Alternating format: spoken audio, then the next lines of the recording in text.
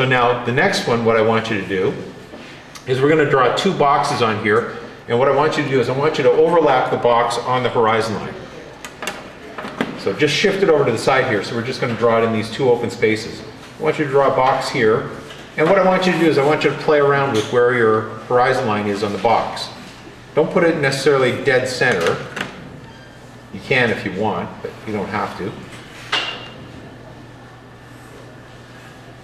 Just draw a box there, and then draw another box over here. And this box, I'm going to put it down like this. I'm going to make this a rectangular box instead. So we don't have to do square. You can make it any dimension or size, proportion you want. Change it up a little bit.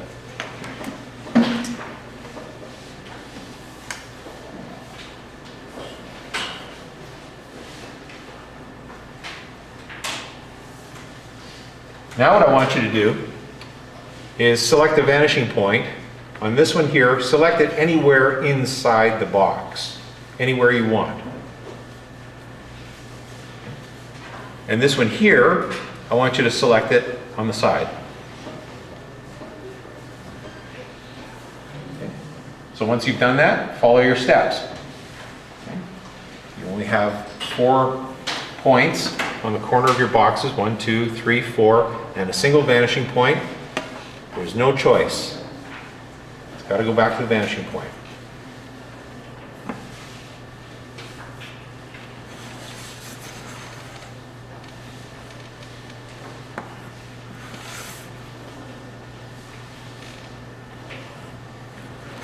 Now try and be as accurate as you can. I don't know if you can see it on the video or not, but that's not actually touching the corner precisely. These ones are touching the corner precisely, but that one's not. It's off a little bit. And that's because my pencil lead is a little bit dull. So I'm just going to swap over to a sharper pencil here. It's nice to have a really super sharp pencil, because that way your lines can be as exact and precise. This is the only other sharp pencil I've got. This is my color erase pencil here. So, now that we've drawn our lines radiating back to the vanishing point, decide on how deep the box goes, and the lines go parallel. That's a connection point, so now it's got to go vertically, straight down, parallel to the outer edge there. Okay, you can't do this. You can't twist the line like that. That's wrong. Okay, because then that changes the depth of this part here and means that the box is actually doing something that's not parallel or square. We want to try and show this as being a square box. We'll get into instances where you can do that later on, but we're not going to deal with it right now. So once again, I'm just lining this up visually to make sure that it's parallel with all the other lines within the box. And then if I'm really super precise, which I wasn't with this corner here, this corner really should be over here a little bit more. So what that's going to do is it's going to tilt this line a little bit. It's going to go on a slight angle like that. So it's actually wider here than it is up here. So if I went actually through the corner, that would place my corner right there, which means my line should be parallel in this direction here. So it may seem like a minor little thing. Again, when you look at it on the video, you can't really notice it. But when you're dealing with a much more complex type of drawing, just a little bit of a tweaked line out like that can throw off your perspective. And if anything else is based on that corner point, it can grow the mistake exponentially. And it just gets worse and worse and worse as you go along. So try and be as precise as you possibly can. So again, going with this box here, from your 4 corners, go to your vanishing point.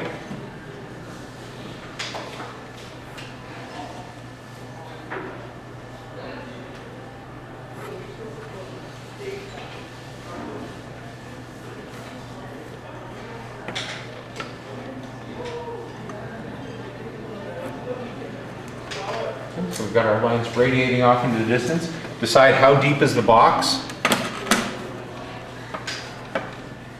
And you can choose any line you want, the inside line, the outside line, the top, the bottom. Totally up to you.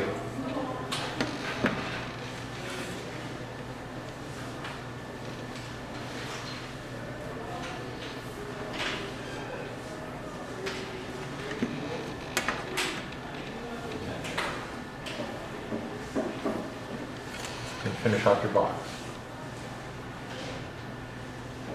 If you want to erase some of your extra lines that are going out beyond where they should go, you can knock those down a little bit, just to make the box nice and solid.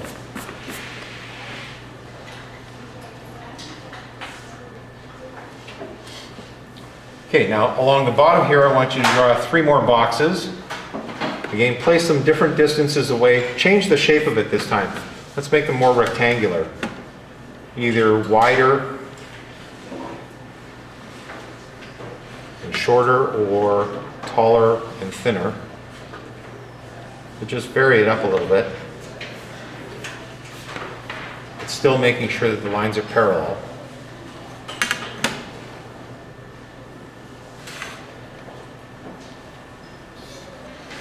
And vary the distance to the horizon line as well.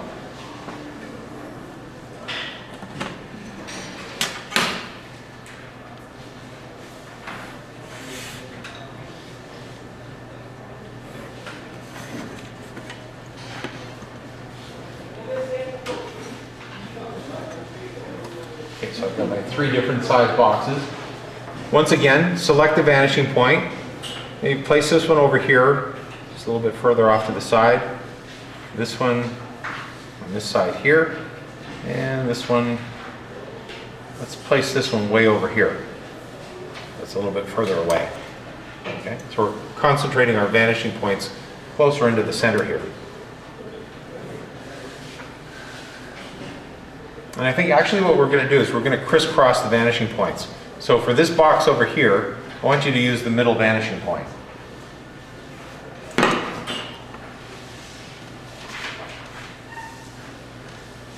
Once again, from the corners.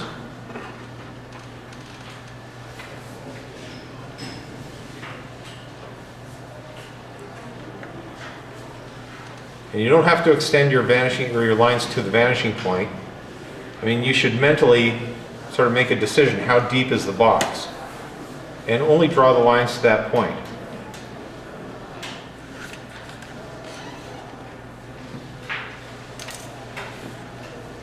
So now I decide how deep the box is. Make sure the line is parallel to the horizon line. There's the bottom edge. Connect the points. This line here has to go straight up and down from this point here to where it intersects this line here. This one does the same thing on this side, straight up and down from that intersection point to where it crisscrosses through this line here. And then this line connects those 2 edges to the point right there.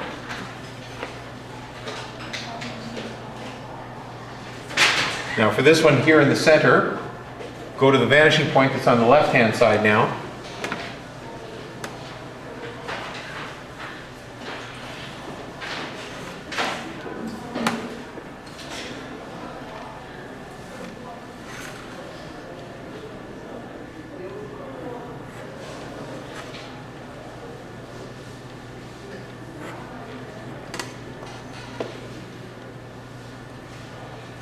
Decide on how deep the box is.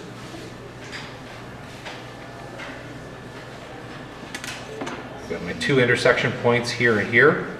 So now they can't go to the vanishing point, they can't go parallel to the horizon line. I now have to extend the line straight up until it intersects the other line going to the vanishing point. Same thing with this one over here.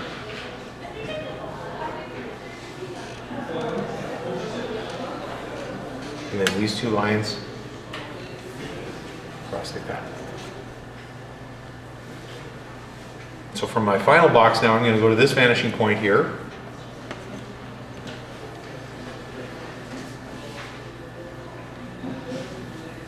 This one, I'm going to take the lines almost directly to the vanishing point. So I want to make this a really long box.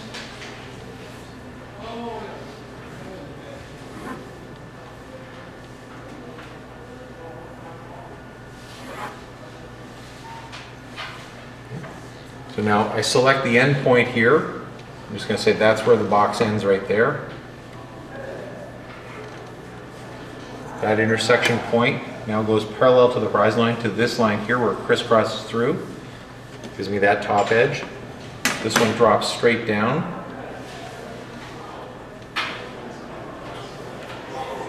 The bottom line there. And then these ones here are almost right on top of each other.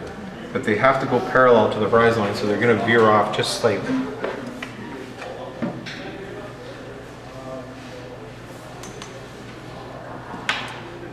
So now we've got a series of 8 different boxes.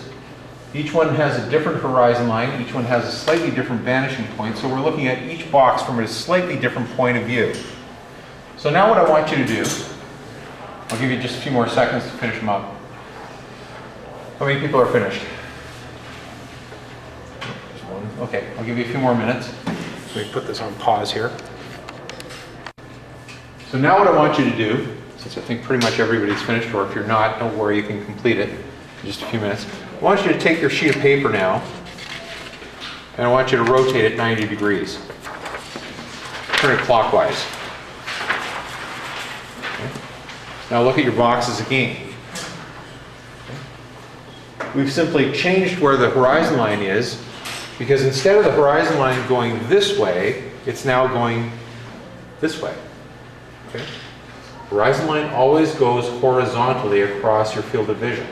So when we're looking at these drawings now, this is the horizon line right through here. This is the horizon line for this box. This is the horizon line for this box. So we're looking down on this box now. We're looking down on this box, we're looking up at this box. This one we're right in the middle of. This one we're looking down on. This one we're looking up at. This one we're looking down on. This one we're looking at the side of it. Turn your paper another 90 degrees. So your drawing's now upside down. Okay. So now we've altered the horizon line on each of these once again. We flipped it so that the boxes are all upside down. This one we're looking slightly down on. This one we're looking down on. This one we're looking down on. These ones here, we're close to the middle. And these ones here, we're looking up at them. Turn it again, 90 degrees. So once again, we're looking at each of the boxes from a slightly different point of view. So it's all in relation to where the box is and where your horizon line is. Now let's use our imaginations. Imagination time. Are you ready? This box here, if you've drawn it the same way that I have, let's pretend that's a skyscraper. And we're Superman flying over top of it, and we're looking down. Here's the top of the building up here, and there's the building going down to the streets below. Okay. Turn it sideways like this now.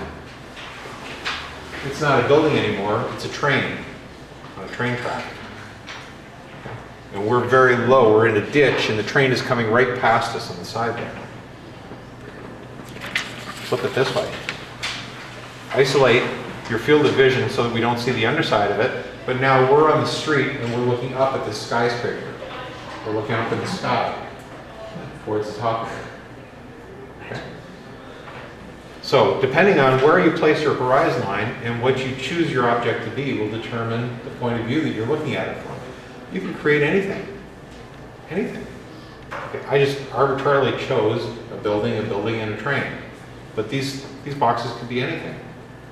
You just have to put a label on it and put the details on it to say this is a train or this is a tower. If I were to put lines horizontally across this way like this to represent each of the floors, it would look like windows on the side of the building. Okay. If I turn it sideways like this and say it's a train, I put wheels on here and the light on the front, the front boiler part and the part where the engineer sits at the back there. Okay. It's a train all of a sudden. So using your perspective will help you to describe the object that you're trying to show from a specific point of view so that when your audience is looking at it, they know exactly what it is that you're talking about. They get it. Right? So make sure that you're as accurate as you possibly can be. All right, so here's what we're going to do. I want everybody to take the drawings that you've just done and pass them forward. Okay? Draw a horizon line up high on the sheet of paper, one in the middle, and one down towards the bottom.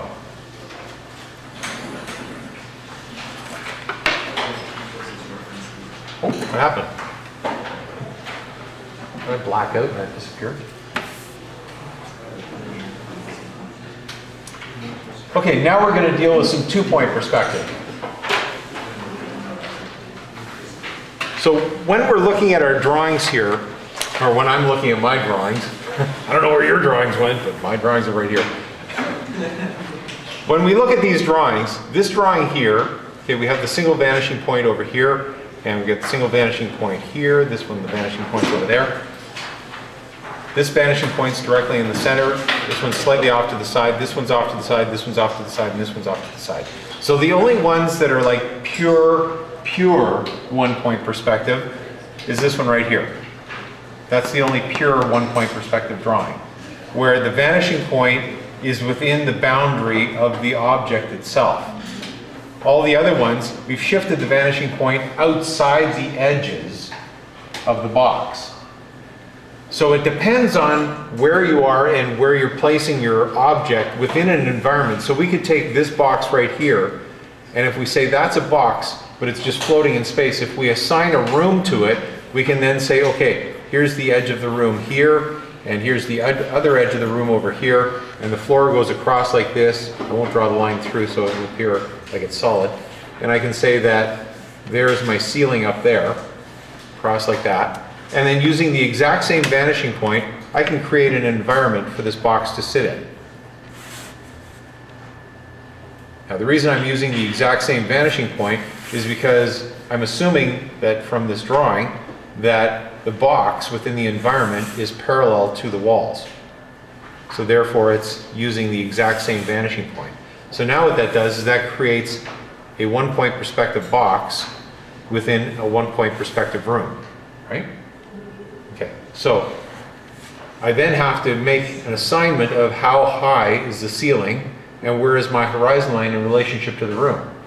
So once again, if we say 10-foot ceiling here, half the distance is 5 feet, we can then say that this box is roughly about 4 feet high, right?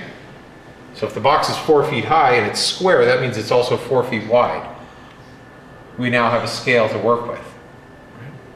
So this works well because we are inside an environment. However, as soon as we start moving our vanishing points too far off to the side, what ends up happening is we actually look at the box in what's called two-point perspective. Because the other vanishing point that we have in this instance here with all these boxes is basically parallel to the horizon line to infinity and beyond. This vanishing point that's right here on this horizon line is the vanishing point that these lines are going to here. But these lines here are going parallel with each other straight off to infinity, okay? So what ends up happening is we have to determine where is this within our field of vision. So you remember last week when we were talking about the room, how within this environment our vanishing point is always inside the room, right? Whichever room or whichever wall you point to, there's your vanishing point. Remember the drunken person who comes up to you at the cocktail party? Where's your vanishing point? Okay, so you can point right now to all 4 of the vanishing points in the walls within this environment. They're all within this room. And then we started talking a little bit about two-point perspective. When you look into a corner, remember how your vanishing points go outside your field of vision, right? So once your vanishing point goes outside your field of vision, you have to arbitrarily switch over to two-point perspective. You have to. Okay. Otherwise, your drawing, your lines on your object become what's called a parallelepipedon. Okay. That means that the lines here are becoming parallel, but it skews the edges so it looks twisted and bent out of position. So we're going to go through this and I'm going to explain to you what two-point perspective is and how to use it.